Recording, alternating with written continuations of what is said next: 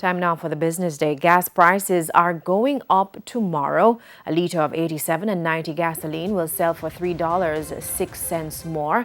The price of automotive and ultra-low sulfur diesel as well as kerosene will also increase by $3.06 each. Propane is going down 9 cents and butane is costing 25 cents less.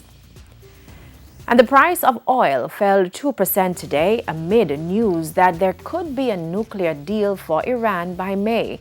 The deal would take U.S. sanctions off the Islamic Republic's crude exports, potentially adding about 2 million barrels per day to the market. As a result, oil for delivery in May settled down $1.32 at $61.35 per barrel.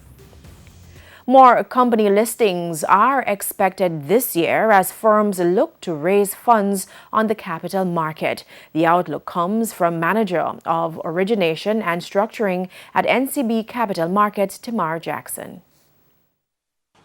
This could be another record year for listings based on what we are seeing in the pipeline so far. There's also strong interest in companies domiciled outside of Jamaica to list or cross-list on the Jamaica Stock Exchange. And in the coming days, I'm sure you will hear some more information about one particular well-known brand that intends to do so in very short order.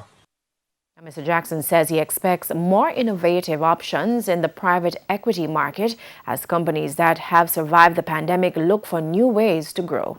Expect continued strong interest in the private debt market as investors refinance expensive debt and seek more patient capital. We also anticipate more creative financing solutions to be made available to companies looking to raise capital through debt. In currency trading, the U.S. dollar continued to make gains today, selling for a record $153.67. The Canadian dollar closed at $122.11. The pound is going for $216.05, while the euro sold for $187.45. The JC Index gained 2,908 points today, and the junior market is up 48 points. Among the winners were CAC 2000 9.5%, Blue Power Group, Supreme Ventures, GMMB Group 7.25%, and Medical Disposables and Supplies. On the losing side were Mayberry Investments, Consolidated Bakeries, Paramount Trading, G West Corporation, and Sagicor Select Funds Financial. And that's the business day. News from overseas after the break.